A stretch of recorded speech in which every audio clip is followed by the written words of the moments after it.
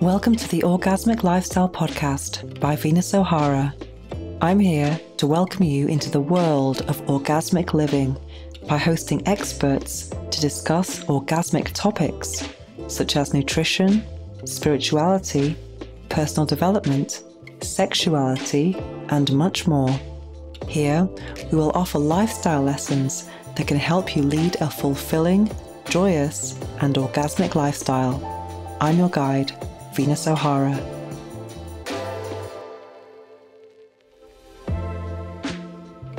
Welcome to the 21st episode of the Orgasmic Lifestyle Podcast by Venus O'Hara. In this new moon episode, I'll be discussing spirituality and being an empath. We'll be speaking to Jane Novak, empath and spiritual mentor, and founder of the New Soul Academy. Then I'll be discussing the book I'm reading now, which is Sexual Energy and Yoga by Elizabeth H. And finally, we'll be experiencing a guided meditation with affirmations for empaths. But first, let's talk about my own spiritual awakening. Seeing as we're going to be speaking about spirituality, spiritual awakenings, and empathy and all of those things, I thought I'd share with you the story of my own spiritual awakening. It all happened in 2017. Well, it was starting to happen in 2016. I was living in a friend's apartment and I had a special deal. I was paying for a room in a massive apartment, and I knew the owner of the apartment. He was my friend, and he also had keys to that apartment. And I used to spend the weekend in his village. I knew all of his friends. He used to be one of my best friends. He was quite a lot older than me, and he was very funny. We used to laugh a lot together. But we were very different. He was kind of like, how would I say it? He was an heir. He didn't need to work. So that's someone who's like that. I think they tend to transmit an air of kind of peace, I suppose, because they never really worry about everyday things such as money, etc. Anyway, a few years ago, I used to smoke tobacco, and one day he said to me, "You stink. You smell really bad. You should give up tobacco." And that day, which was the 23rd of June, 2016, I actually gave up tobacco that very day, and I never went back. And he was a smoker, and he had given up 2 weeks before me. And so for a very short time, we supported each other in our tobacco-free lives. But unfortunately, his willpower was not as strong as mine, and he started smoking again within a few weeks. And sometimes he would just turn up at my apartment where I was living, he was the owner, but he used to just turn up there and open the door whenever he wanted and start smoking in the apartment. And when you give up tobacco, and at first there is a temptation phase, but that temptation soon becomes rejection. Anything that smells of tobacco is just disgusting. And if you're a non-smoker, you definitely know that if someone smokes in your house, the smoke is very, it's just disgusting. You can really tell someone has been smoking there, and it's not a very zen vibe at all. So anyway, I tried to kind of encourage him to give up again, just as he'd done with me, because I was so grateful after so many years smoking. And unfortunately, he took it quite badly. And also in this time, I joined the gym. I went on a real health kick, and he just kind of went back on the kind of unhealthy habits journey. So our friendship really suffered because of this. It's incredible, because there is a saying that says, when in need, or how was it again? A friend in need is a friend indeed. But I've also found that the friends who are your real friends are the ones who are also cheering for you and supporting you when you're doing fantastic things, Because it's very easy to empathize with someone empathy, that's the topic of today. It's kind of easier to empathize with someone who's going through a hard time. But when someone's doing something good, I think a lot of envy can arise instead. So that's what happened with us, basically. And our friendship suffered. And then as our friendship suffered, so did my arrangement in his apartment. He basically made my life hell. I'm not even going to go into it now, but he made my life hell for a year. And a few months after I'd given up tobacco and I was on this health kick, I joined the gym for the first time in my life. I started juicing. I was becoming vegan. I was just like completely not in the, stay at home, drink and get stoned or smoke vibe whatsoever. It was so different from him. And anyway, he told me I had to leave the apartment, which is kind of logical, really. I mean, I wasn't paying in the sense of like, I wasn't giving him any benefits. And now that sounds really sexual, but it wasn't sexual at all. But I wasn't kind of giving him the friendship and the good vibes. And he wanted me out. And also my presence just really annoyed him, especially as I was getting healthier and stronger and like more flexible and just like becoming a kind of gym freak.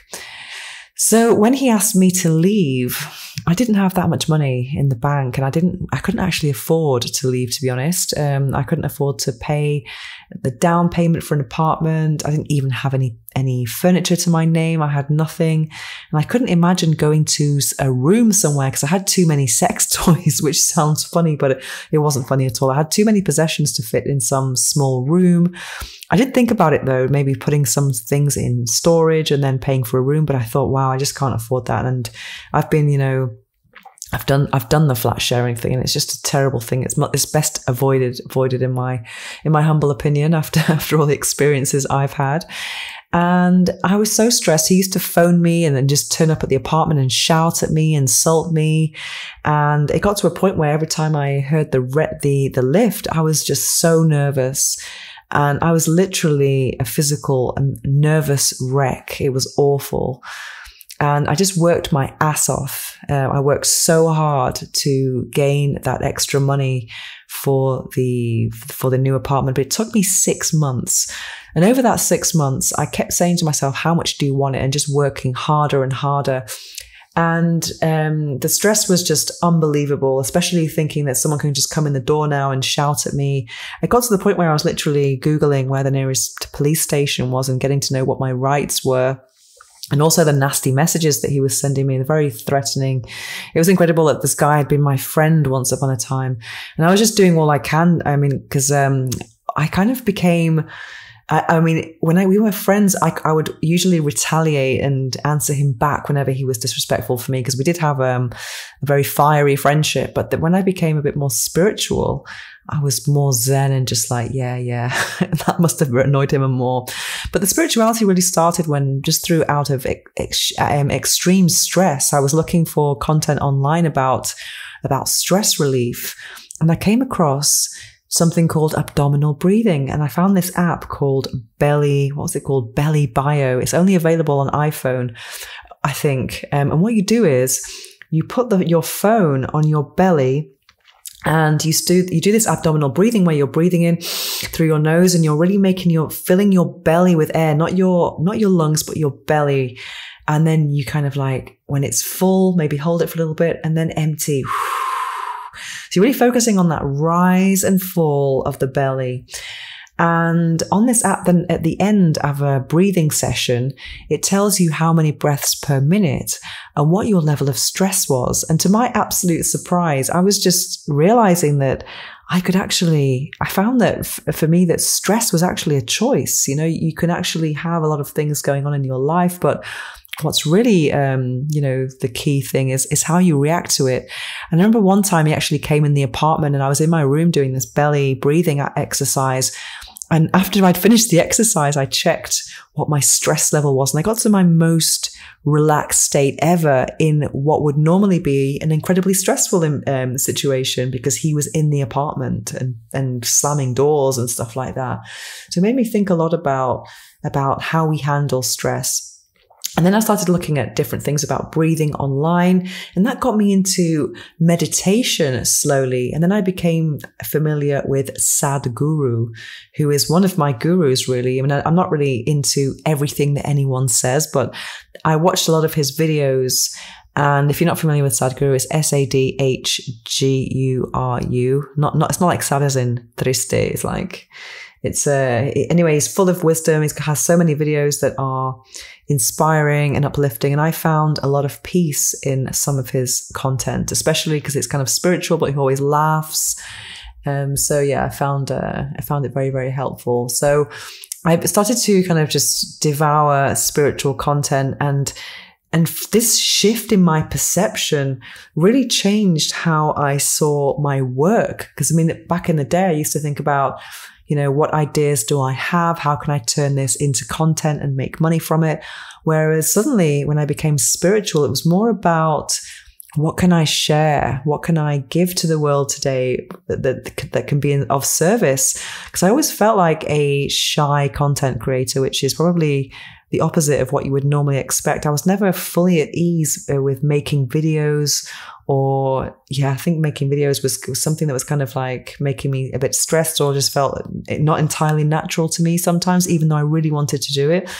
But suddenly when I felt like I was a messenger, that I was just, this message was coming through me and it wasn't about me, I just found it all so, so liberating. So I do feel like I have a lot to say, but I didn't really want to be a kind of person, it doesn't feel natural to be a kind of like, hey, look at me type of influence.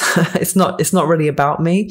And I am a very, very, very private person. I mean, my private life does not even exist online, even though some people might think I've shared a lot of private things here. But what I share is more about the sensations, and it's not about specific people or times or things like that. It's very, it's all about what I felt, things like that. So yeah, I found this massive shift in perception, and I feel like I've not been the same person since. I think that everything I do now has a different angle. Even, for example, today I was thinking about being in the gym and how my when I go to classes, I don't feel like it's about, well, obviously getting fitter is a good thing to do, and maybe feel more attractive in my body, but it's not really about that. For me, it's about, I want to prove that, I don't need to eat meat to be strong. I can, I want to be a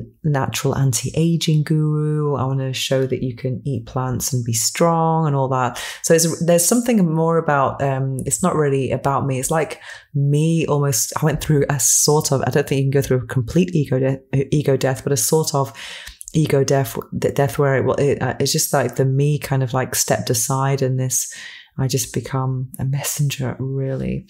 Yeah, so that's about my spiritual awakening, and that was around 2017. And fortunately, I was able to move apartments. And when I left, it was one of those situations where I didn't tell him the day I was leaving because it was so, so tense.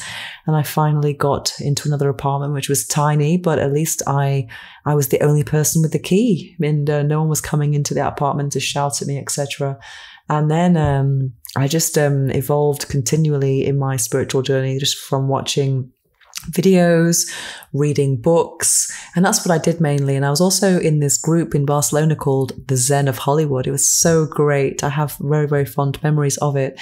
It was a group that basically met every Wednesday, and we used to choose a Hollywood film, and the guy who ran the group used to have a theme. So it could be here and now, faith, blah, blah, blah. And he would choose a film and then kind of take some scenes from that film, and we would analyze the Zen message in those scenes. And even though it was a new topic for me, in quotes, it felt so familiar. I felt like I've always been living my life this way. It felt like something it was almost like a homecoming rather than, I guess it wasn't a kind of an awakening, I suppose. And I've just gone down this path more and more over the years. And last weekend, I went to this fair in Barcelona called Magic 22 for 2022, and there was lots of clairvoyance, mediums and crystal sellers and all of this stuff, which you would think I would be really into, but I just felt like I was in this environment of charlatans. It felt very fake, and I don't think you need to spend lots of money on experts to actually advance in your spiritual path. I think there's nothing wrong with getting money from helping others. I don't think that's the problem, but there are a lot of people who are preying on vulnerable people, because I mean, a lot of people are searching for the answers from external sources when they are really within. I think it's fantastic to have guidance through meditation, through books, through videos. And there are many, many resources online. But yeah, so that is my spiritual awakening. So let's speak to a real expert about empathy and spirituality. Now it's time for this episode's interview. I'm going to be speaking to Jane Novak, empath and spiritual mentor and founder of the New Soul Academy. Jane Novak, welcome to the Orgasmic Lifestyle Podcast. I'm very happy to have you here and to be speaking about empathy, etc. And you are an energy sensitivity expert and a light worker. What does that mean? What does it entail? Well, first of all, thank you for having me. I'm excited to be here. The term light worker, when I came first across this term, the first thing that came to me is you light yourself up and you pass that light to others. It's sort of like passing down the torch, So I believe as empath and sensitive people, we have a beautiful mission here, that we come into this earth feeling highly sensitive for a reason. And the reason being here is that we have this vision of the invisible realms, that we feel things and understand things that a majority of society doesn't, because they operate on 5 sensory experience. So, that's why it can be challenging for empaths to find themselves, because they feel like there's something wrong with them, just like I felt at the beginning of my journey. So I help sensitive people to claim and reclaim their power back so they can see that it's a gift and not a curse. I love that term, invisible wrongs. That sounds like it sums up so many things that I've felt in my life. And so how does someone know? How can they know that they are an empath? What are the signs? Yeah, absolutely. Well, first thing, that you feel that you are very highly sensitive to the environment around you, like, loud noises, strong smells, it starts small. It's just like feeling a little bit off. And when you go to crowded places, you can feel drained quickly because your energy is always open and you start observing other people's energies and intentions. So you sort of feel like you don't fit into this world. And one of the main things is that you sense and know when something is off or when something good is coming. So that's the sense that cannot be explained logically, is what empaths have. And sometimes, when they don't know it, they just don't understand what's happening to them, why they are so sensitive to the world around them. But mostly the clients that I work with, they just feel drained. They just feel drained around people when they don't know how to protect themselves. They feel tired, exhausted for no reason, even if, they didn't do much that day. So would you say being an empath is like having a higher sense of intuition? Would you say the two are linked? Yeah, I would say that. I mean, once you become an empowered empath, I think you connect to your intuition more. But first, when you're just unaware, you just don't understand what's happening. You cannot put words to the feeling that you're experiencing. But there's this desire to fit in, to be like everybody else, to be louder, to be, accepted in the society. And that really drains you even more. But when you become empowered, yes, you connect to your intuition more and more. So I've seen that you talked about your own experience growing up and feeling like an outsider. I felt very, very similar to that. I felt like a misfit my whole life. So I assume this is something that's very linked to being an empath. So how can an empath create a sense of belonging, or is it just within? I mean, I think we all crave that somehow, and connection with people. And sometimes we choose the wrong friendships, the wrong relationships, because we really crave that sense of belonging. So how can an empath overcome that? Such a good question. Well, the first and foremost is just to tell yourself there's nothing wrong with me. It's them. It's not me, it's them. It's just, I'm this way, I'm wired this way. I have my own special needs. I need to recharge and so on. But, it all comes to worthiness, to realize that you're worthy. You don't have to be like everybody else. You don't have to feel like you have to go, go, go all the time. Like one of my clients said, I just want to sometimes stop and smell the flower and admire the flower. And my friends would look at me and say, you're just crazy.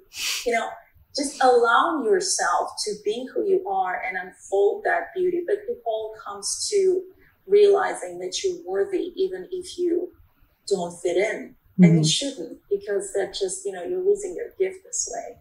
And also empaths have a great gift of giving advice. They're the ones that people call when they're in trouble. And I've been that person all my life. I've been able to give a very kind of rational perspective on things for many people. But then when I'm having a crisis, I find that I don't have the same support and I feel very disappointed with people, whereas I shouldn't judge them on my own standards. Do you think that's normal as an empath? Absolutely. And that happened in my experience doing with so many clients that I work with. We're sort of, we're there to help them. Like, I'm there for you. I'm here for you. What do you need help with, right? Like, we are very devoted friends and we stay that way. But when we realize that these people who are just there to get a piece of you, so to speak, or sometimes they don't even take your advice, it's just the sense of the energy that they feel good around you, but you keep giving advice, you keep helping, and you keep feeling drained because there is no healthy energy exchange. And there's when the boundaries come along that you realize, okay, that person is not serving me. It's just a one-way street of me giving my energy and not the other way. So why do you think that, talking about the dark side of being an empath, why do you think empaths tend to attract like narcissists or toxic relationships or friends who are just into one, or who only call you when they need you, for example? Why is that? Right. I believe because reason number one, most empaths face unresolved trauma since they were little. And one of the main things is that they always have this desire to be understood. And, it's like, here, see me, this is how I am. But majority of people will not, who do not, majority of people have these filters that empaths don't, and they operate in the world differently. And when they feel misunderstood, they start shutting down. They start closing off, and they start developing sort of this, not being able to process their emotions in a healthy way, and they stop feeling worthy. And the moment they stop feeling worthy, they, what I call, jump on an energy stream, energy frequency that is a dark energy frequency. And from that moment, they just start attracting, people in the same way. But I always say there's a beautiful opportunity to heal, because the other person can show you what's happening within you, because everything is a mirror. Everyone can be a mirror. So how do we set up boundaries then, or how can we protect ourselves from these energies? From, let's say, because we can't always avoid people. It depends if it's a work colleague or someone in your family. Sometimes we have to kind of spend time with people that sap our energy. So how could we protect ourselves from that? Yeah. Well, the first thing I would say is self-care. You have to look, at your daily schedule. What does your daily schedule look like? Is it only serving others and putting yourself in a back burner? That's probably how you deplete yourself and keep attracting these people who are not serving you. So when you claim your power back and you give yourself time in a day, let's say I recommend my morning energy prep, where you meditate, set your intentions, when you give yourself time, and throughout the day, just do the things that you want to do and not necessarily understood by other people. So this way, with these little baby steps, you actually start breaking through these negative energy streams and moving into the streams where you feel worthy, loved, and I say you grow a pair of wings, and when we cannot, avoid, that's definitely, I have clients who work in environment, and when they do the work of setting boundaries, taking care of themselves, loving themselves, what happens is that universe starts bringing the conversation to them, even in the same workplace, with people who are actually a match of their worthiness, match of their self-love essence, so to speak. And boundaries would be the big thing. But first, as I always teach my clients, you have to set energetic boundaries first. And one thing to do it when you wake up in the morning and you decide who you want to meet, what kind of conversations you want to have. So one of the simple mantras could be, I intend to have conversations with people that are serving me well. And then you kind of start tuning in yourself to that frequency of meeting people who are in the same frequency as you are, And what's going to happen, even if you're in an office, in a work environment, and there's like an energy vampire, let's say. So what's going to happen is that person is not going to talk to you that day. They'll find someone else. So that's the beauty. We cannot control it. We can only raise our frequency, raise our vibrations. A lot of people, specifically, empath coaches sometimes teach about energy shields. I personally don't believe in energy shields. Because what's an energy shield? The energy shield is when, I had clients who come to me and I asked them, what did you try before? And they said, I was suggested to try energy shield when I imagine a bubble of protection around me and sort of like protect my energy. But when you do that, one thing we don't realize, we already feel negativity. We trap that negativity in that bubble and carry it with us. So instead of using these, external energy protection tools, which can be useful for some time, but they usually wear off quickly, I recommend raising your frequency and raising your vibrations and loving yourself and bringing self-love practice to every day. It's not something, especially these days that we live in, especially what happened the last couple of years, in this world, it just turned upside down. I don't think empaths have, it's not a luxury anymore. That's a necessity, to give yourself that time, that love, that space that you need to start raising your vibrations and your frequency. Do you recommend working with crystals to protect energy? When I started my journey, learning about all of that, I used to carry crystals. I used to have crystals. And here's what I don't use anymore because I don't feel the need for external protection. However, I know that maybe if you set intention for that crystal, if you hold it in your hand, don't set intention, it's going to protect me, because it kind of creates more resistance. It creates intention that something's going to happen that's going to protect you. But instead, maybe,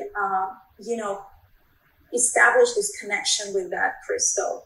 Hold it in your hand, say how much you love it, say how much you feel good with it, So if you look at it this way, I would say go ahead and use it, but without raising the frequency. Chances are that you will be swayed with negativity no matter what you're carrying with you.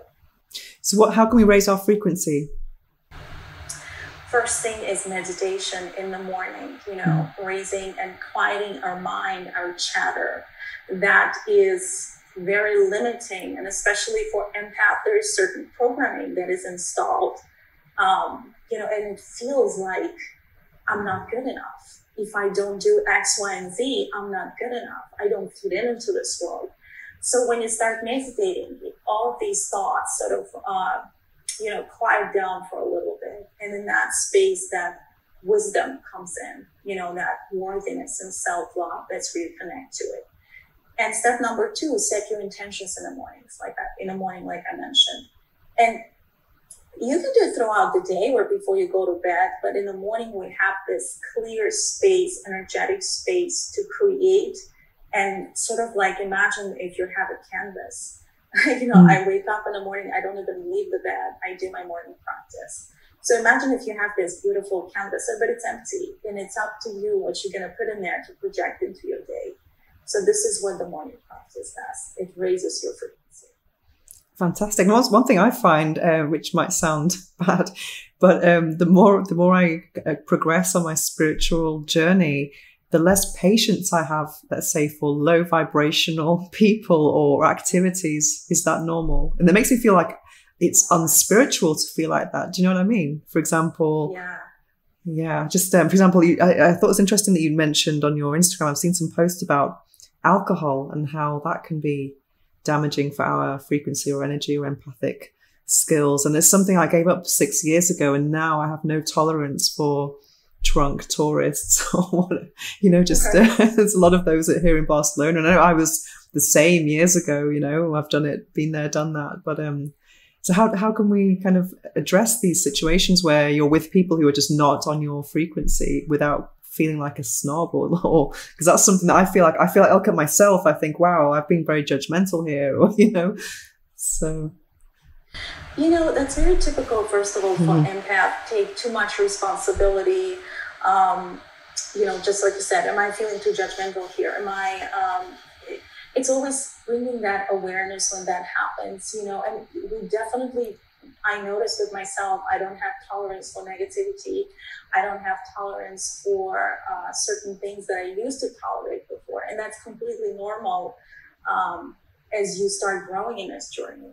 And one thing I noticed with alcohol, it definitely lowers your vibrations. I'm actually writing this in my book currently. It puts you on a frequency of a negative energy stream right away. And you give a chunk of your energy away. So it's sort of like you're taking credit, small credit maybe for forgetting your problems for a moment, but then the next day you always feel it. And you pay with your energy, really.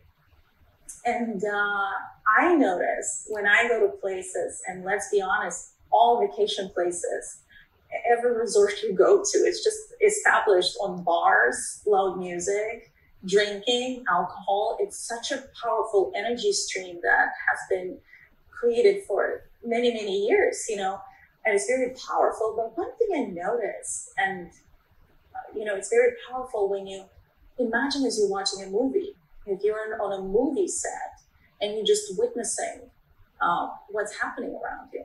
And at first it feels like everybody was assigned these silly roles to play, and everybody's sort of having the same behavior. And sometimes either they get loud, either they get this.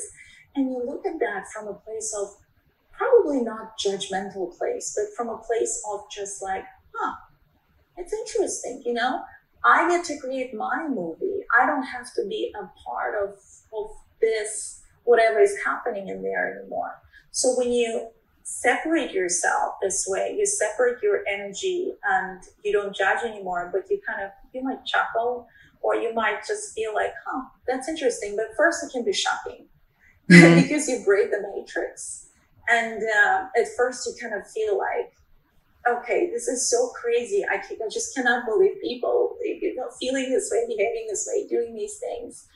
It was shocking first for me, but over the time, you're just like, it's just a movie set, and I'm just walking there. I'm not playing any roles here. I'm creating my own movie. It does feel like another invisible wrong, like you said earlier, like that the fact that everyone or alcohol is everywhere and it's perceived as so normal. And then if you have a conversation about them, people will say, well, actually moderation is okay. But it's actually, there's so many reports now that say the opposite for health.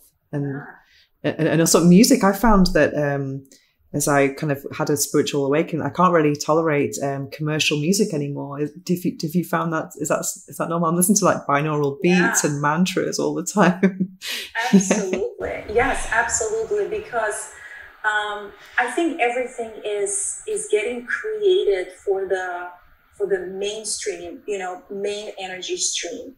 But it can be the same type of music or alcohol. And you're right, people, used to say, actually a glass of wine is really good for you. So it's like, when you think about it, what's good about pouring alcohol in your body? It's just, when you think about it, there's nothing wrong. If you want to enjoy it, just ask yourself, why am I doing this? Why am I doing this, right? What's the reason? Because I want to fit in, because I used to do that when I was a teenager. I used to drink just to fit in, to be hip and cool around my friends, but I never felt good.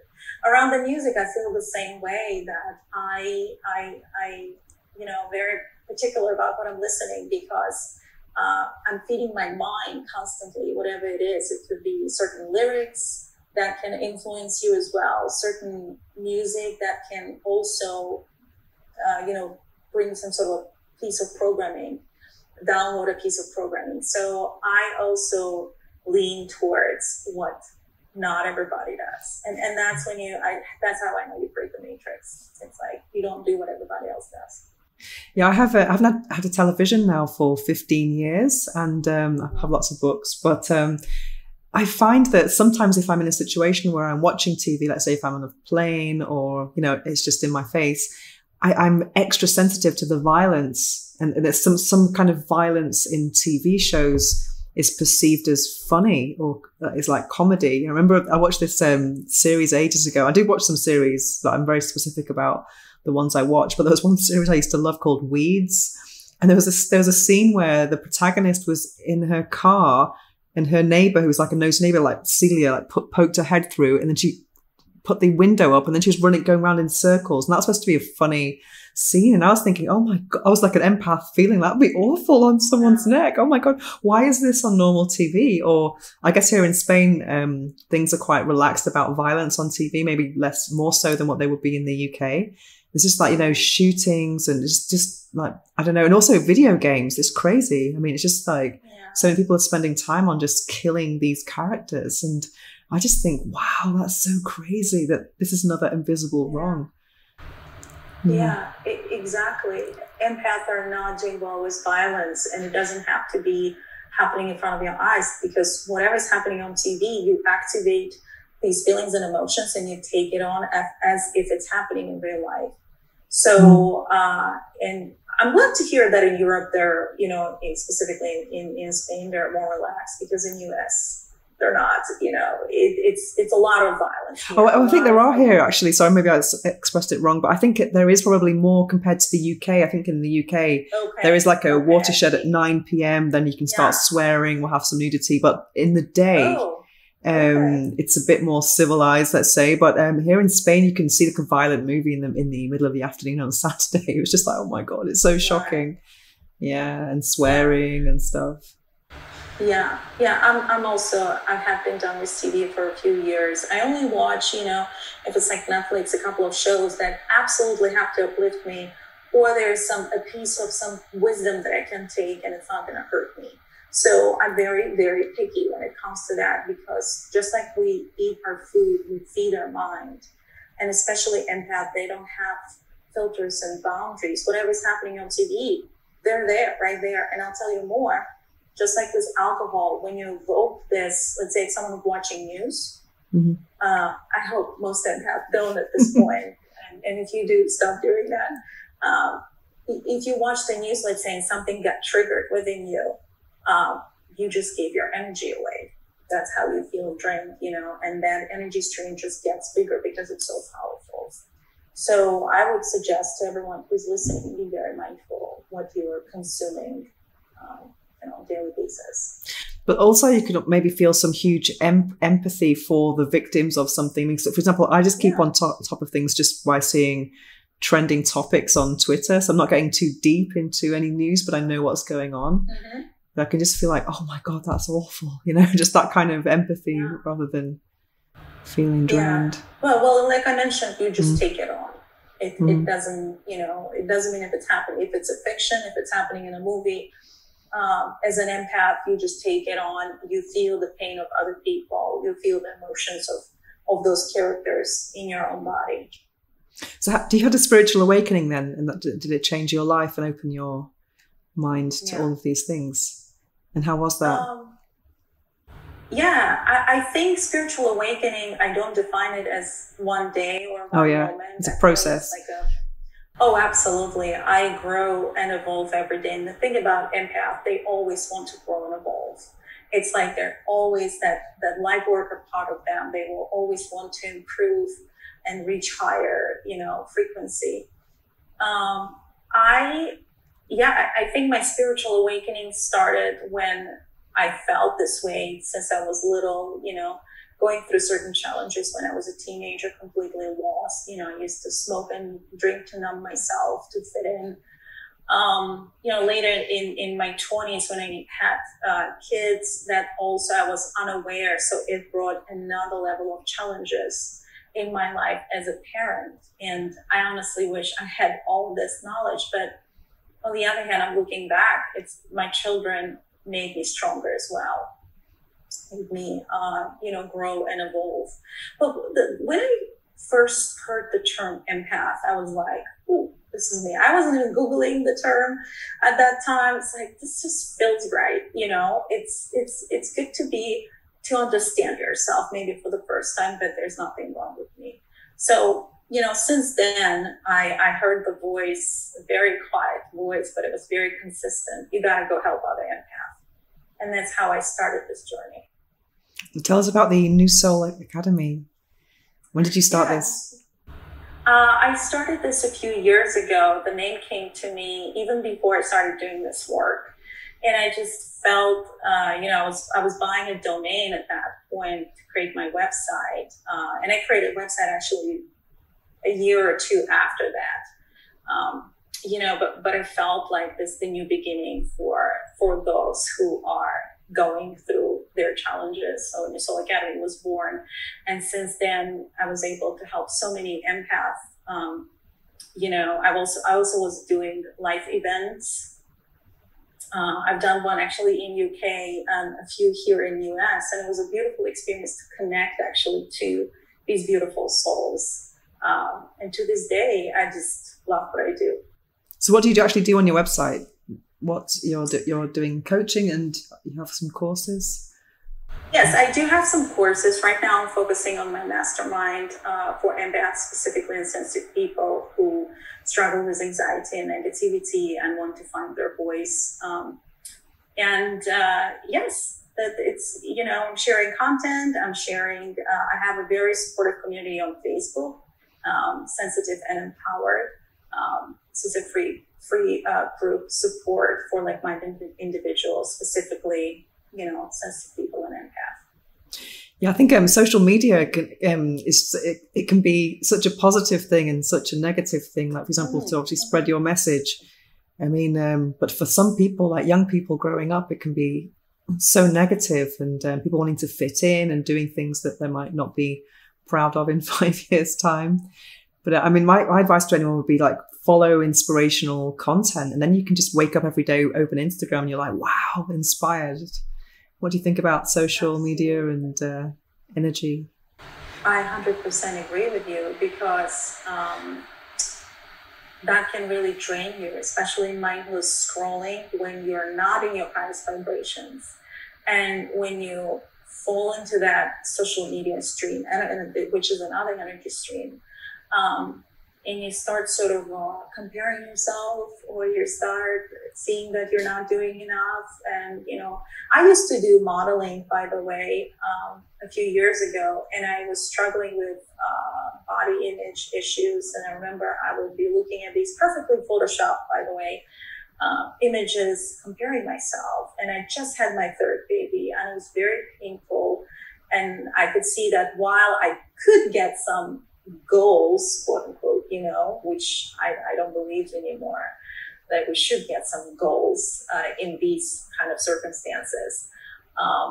That made me feel very, feel bad and not enough about myself. I would say even now, as I'm running my social media for, to have my page and make posts to support sensitive people, but also to do my business, it's about boundaries. And sometimes I just delete the app.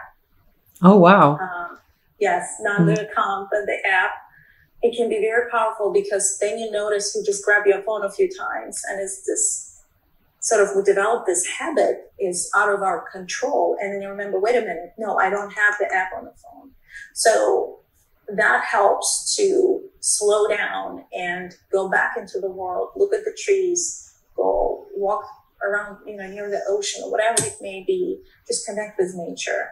But disconnecting is so powerful from social media, because you can get sucked in pretty quickly. And I think it's designed to be addictive and to make us compare ourselves with other people. And there's so many people who have this this kind of like, there's a style on Instagram where people have this perfect picture, then they have this long text, my life wasn't always perfect, and he's thinking, it just seems so inauthentic, a lot of Right. Well, did you know that actually empath, and you probably felt it by looking in the picture, they can sense through the text and through the picture their energy. It's you don't need to even see the person or hear the person, which you can get more data points, data points from conversation. I feel that when you look at something like that and you know that someone is being inauthentic, an empath can tune in pretty well into something like that. So yeah, that's how you probably know. Definitely. So how can we, have you got any tips for self-love and acceptance? Because people, I was actually in a yoga retreat this summer, and this girl was asking me, what is self-love? Yeah, I love myself, but what does it mean? So I think some people might not know, how can you love yourself? Right. And I hear you, it can be a very broad term. Yeah. And everybody's talking about self-love, but no one's really giving anything specific. I think specifically if we're talking about for empath and sensitive people, I would say number one, give yourself enough time to recharge. Between the tasks, when you had just went, let's say even food shopping in a large grocery store, picked up all of these energy, give yourself time to just be by yourself. And then you might have 1,000 things on your list, or if you're a parent, you need to prioritize your children, but nothing will change until you actually carve at least 1 hour a day to yourself. So the first thing would be to give yourself time to recharge. And setting boundaries is self-love as well. It's like, I always say boundaries, it's like when baby starts to walk, it falls a few times. It's not going to happen right away, but babies don't give up. They just get up and one day they walk. So it's going to happen. It's just going to need like incremental steps to be comfortable with boundaries. And also morning practice, when you allow yourself to just be and, meditate and set your intentions. And, take yourself for an ice cream. Take yourself for a dinner. You don't have to, you can just say, hey, I just feel like I just need this for myself. Go for a walk on the beach, grab ice cream. If you want to grab a friend, that's great. Or maybe just by yourself. Learn to be by yourself so you can get to know your energy. That would be a very powerful step in the process of empowerment. Do you think it's typical for an empath to spend a lot of time alone?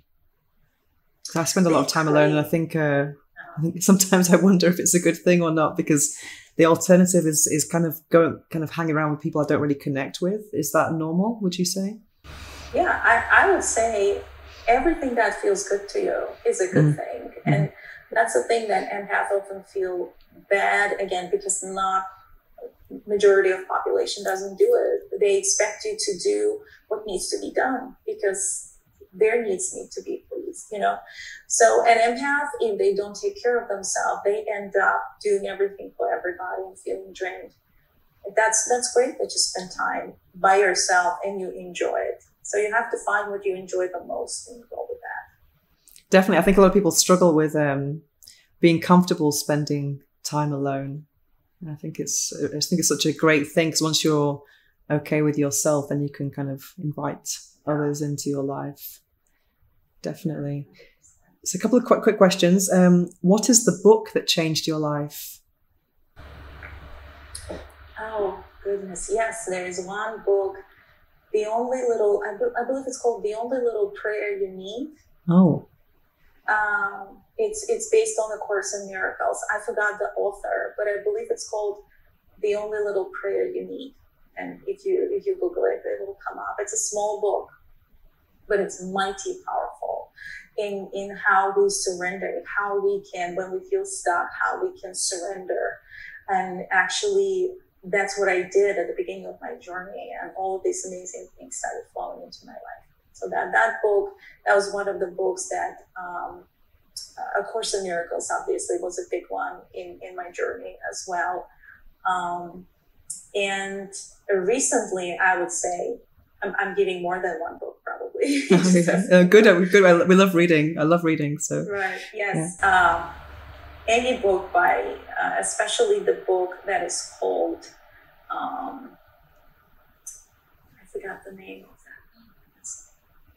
a book by Neville Goddard. I don't know if you heard about him. I just discovered his work relatively recently, and any book by him, it's just life-changing. It's beautiful. What was the name again? Neville Goddard. Oh, I think might have heard the name. I've not read any books, but as I'm always looking at Amazon, and once you start buying books of a certain genre, then they get lots of new books start getting suggested. And he has the book that is like a collection of 10 of his books. It just flew out of my mind. It's so funny, and I'm sure we will finish this call. I'll remember because I read about 10 of his books, and all of them were great. I have a course in miracles, and I started reading it, but it just seemed maybe it's not the right time for me. It just seemed a very dense book, or there's a lot of information in it. But the story about how it came to exist is just fascinating, really, about the woman who was, I think she was an atheist, and it was a scribe. It was all spoken to her in her dreams and stuff. It was... Yes, she was a doctor, yes, and that came to her.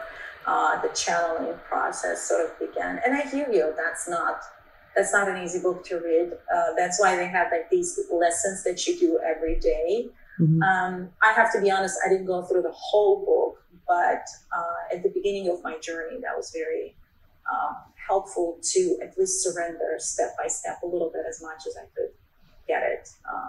But I would say go with the flow. And with your intuition, if you don't feel guided, you're right, it's just maybe something else will come, or later, at a later time, it will be a better time for us.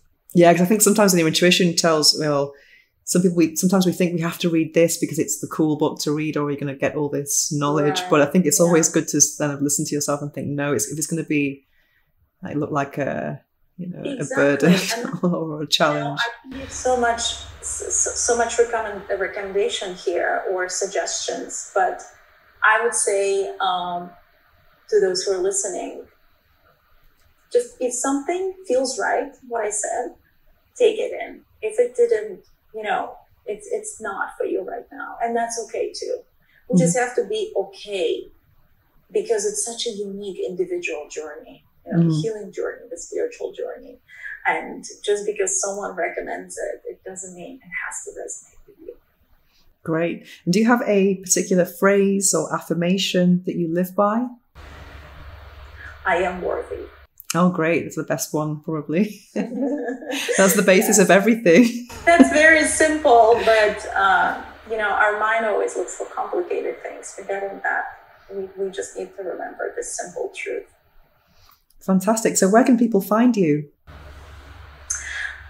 They can find me on my Instagram, Jane_Lightworker, Jane_Lightworker,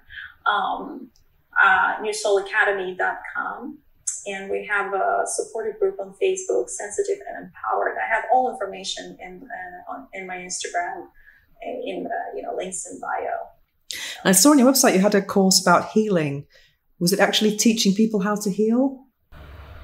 Yes, how to heal as an empath. Okay. How to claim your power back, specifically for sensitive people. Because, I have a few clients who are coming to me and saying that they took a bunch of courses before, but it always felt like that part was missing. So I'm glad that I could create that safe space for them. Is it for self-healing or to heal others? So first we start with the self-healing. And I also have a course, and I work with people who are ready to start either their service-based business to help others, just to bring their light worker gift into the world, or they just feel guided to coach other people. And that's sort of like a next step from it. Fantastic. Well, thank you so much for joining us today on the Orgasmic Lifestyle Podcast. And it's been great to talk about empaths, and thank God the drilling stopped. Well, thank you for having me. Thank you. I appreciate that. It was a lot of fun. The book I'm reading now is Sexual Energy and Yoga by Elizabeth H. I've had this book on my bookshelf for a couple of years now, and I first read it, I think, in 2020. And I was reading it actually when I was getting over my facial paralysis. So I was in a bit of a, how would I say, delicate emotional state. But this book has been probably one of the best books I've ever read on sacred sexuality. And I remember it very, very fondly. If someone asked me to make a resume of it, like now, it's quite difficult actually, because it's so dense, even though it's not a big book at all. But the other day, I just picked it up from my bookshelf because I wanted to read an extract from it, because I'm now doing these extract voiceovers from my favorite books on TikTok, and it really helps me with my own voiceover work, because I've just registered in several agencies as a voiceover artist, and now I've got some of my first jobs, and just reading through something and recording myself has actually been one of the best training tools I've ever done, actually. So when I picked this book up the other day, I was trying to look through it and find what the perfect paragraph would be, and I just saw so many it was difficult to choose. And this book was written in 1982, and it's probably one of the most beautiful representations or depictions of what sexual energy is and what sexuality is. Just let me read you a little bit from the blurb. The purpose of this book is to introduce the concept of transmuting the physical, emotional, mental, and psychic energies people normally disperse in sexual activity. This process assists in uniting with the higher self or God. Topics include creative serpent, the magic flower, hypnosis, mediumship, the magic powers of suggestion, the urge for unity and its corruptions, dun, dun, dun, sexual energy and its false and true light, the sun creator and destroyer of life. Just reading that there, the sexual energy and its false and true light. I've come to believe through my own experiences and journey and growth and knowledge and learning that the false light of sexual energy is promiscuity and liberation, what people think is liberation. I don't see it like that. I think when you have a sexual urge, if you give into it through, let's say, watching porn, or, masturbating to porn, or even going on Tinder or anything like that and just having promiscuous kind of like basic sex. I don't think that's what sexual energy is there for. Honestly, I mean, obviously some part of it is just to procreate humans and for pleasure. But for many years of my life as a sexpert, it's going to be 13 years this year, I was really focused on pleasure and overcoming the taboo and liberation. I was never really concerned I never thought promiscuity was the way to achieve that. My objective has always been to kind of encourage people, especially women, to connect with their own bodies and pleasure. Because I don't consider myself to have ever been promiscuous, even though some people might think I have, but I have never just gone out and just shagged strangers and things like that. And I found that some of my friends who were doing that, they weren't even having orgasms. Not that orgasm is the be all and end all, but they weren't even having pleasure. I mean, they were maybe drunk. Probably, if you're drunk, you're probably too sensitive to really, really feel what's going on and perceive what's going on. But for me, they weren't really, for me, I was always feeling and searching for that pleasure. And I don't think you can find pleasure, if you kind of like I don't know, this sounds like I'm a real prude here, but I think you have to really to honor yourself before you can allow someone else to do that and not just treat you like, a human a flashlight. I think it is one of those toys that men use as kind of torches that have kind of vaginas in them. I mean, you want to be treated at least as a person, and not just that, but also, I don't know, but I want to be treated with someone with a soul. Yeah. So anyway, this book is dedicated to, this is an incredible dedication. I dedicate this book to those ambitious people who demand the best of life and of themselves. And of course, I feel included in that fantastic dedication.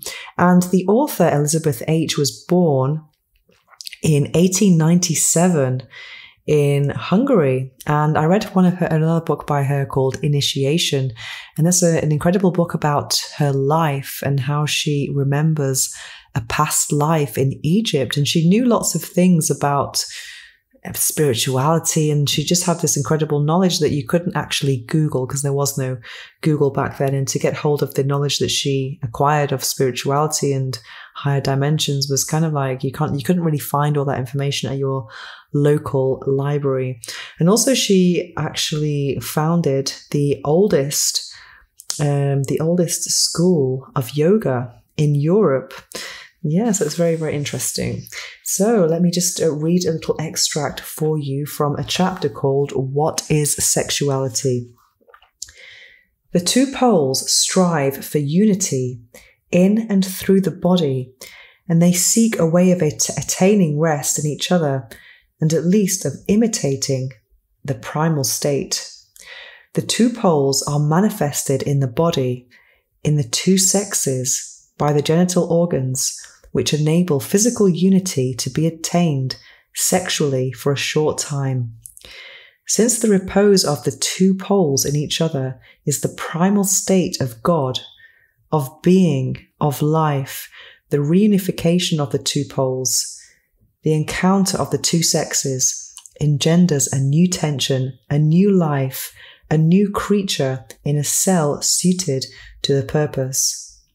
This in turn bears within itself the divine tension of life, but again manifests only one pole in its body, one sex, through which earthly life is transmitted by the recurrent union of the sexes. This is sexuality.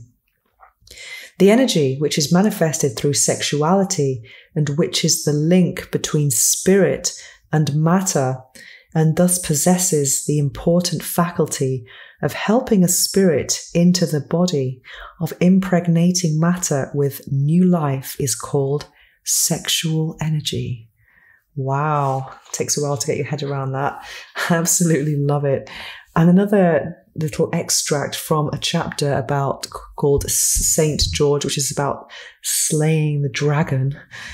This is an incredible paragraph that I chose to read the other day on my TikTok. As we have already seen, sexual energy, that universal force, is the creative principle, logos. And whether or not we are already aware of it, this energy is man's true being, his own self, his own creator himself in the first person. I am it. For this reason, sexual energy cannot be destroyed, since this would mean that man destroys himself. We can only transform sexual energy, only be it. And if a person has attained complete self-awareness with the help of this energy, and has thus become his own master, he has also at the same time become master of sexual energy, the most magical of all magical powers, since he is this energy itself. The fully conscious man calls sexual energy I. Such a man can work miracles and create new worlds around him with the sexual energy he has converted into divine creative power. He has obtained mastery over the whole realm of nature with all her forces and all her creatures. He has become a white magician, a God-man. Yeah, so there we have sexual energy and yoga. And I tell you, I will definitely be revisiting this and underlining, because I think I've come a long way in my sexual and spiritual journey since I first read this book. And I think I'm going to find a lot more fantastic extracts to underline and learn and live. So there we have Sexual Energy and Yoga by Elizabeth H. Now it's time to slow things down as we prepare for this episode's guided affirmations meditation. It's probably not a good idea to listen to this while driving or operating machinery. Instead, take a break from whatever you're doing, get comfortable, take a deep breath, and enjoy.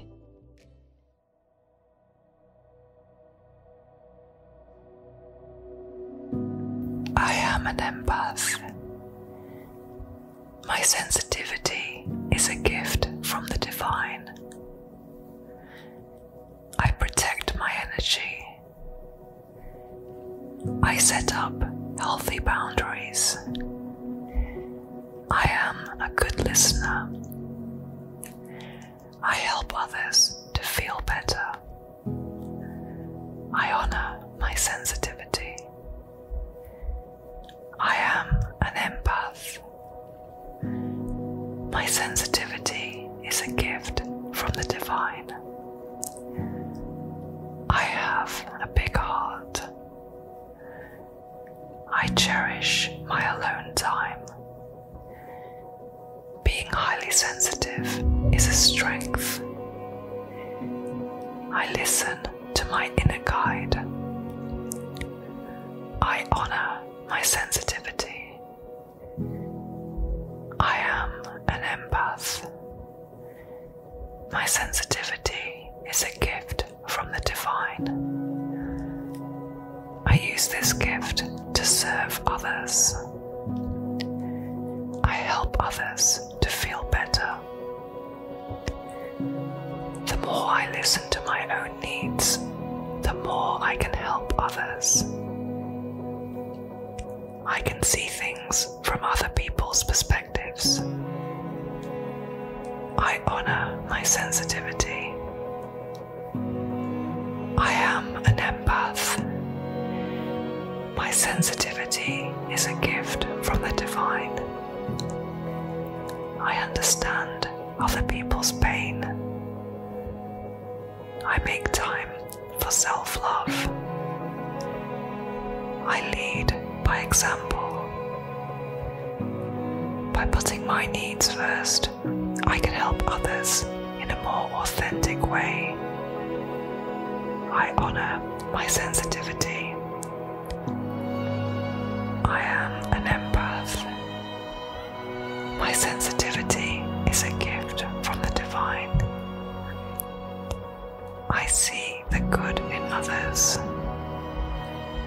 I like to make others feel good. Making others feel good brings me great joy. I can perceive other people's emotions.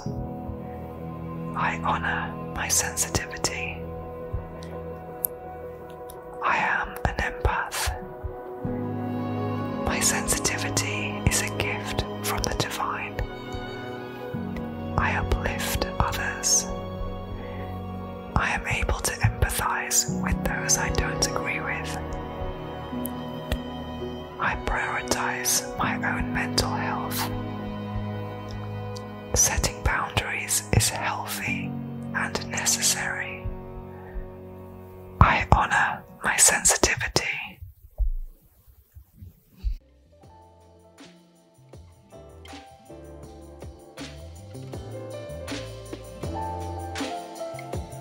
To find out more about me and my orgasmic lifestyle, visit venusohara.org or follow me on Instagram at instagram.com/venusohara. Make sure to search for the Orgasmic Lifestyle Podcast by Venus O'Hara in Apple Podcasts, Spotify, and Google Podcasts, or anywhere else podcasts are found. Make sure to click subscribe so you don't miss any future episodes. Thanks for listening, have an orgasmic week, and make sure every day is a climax.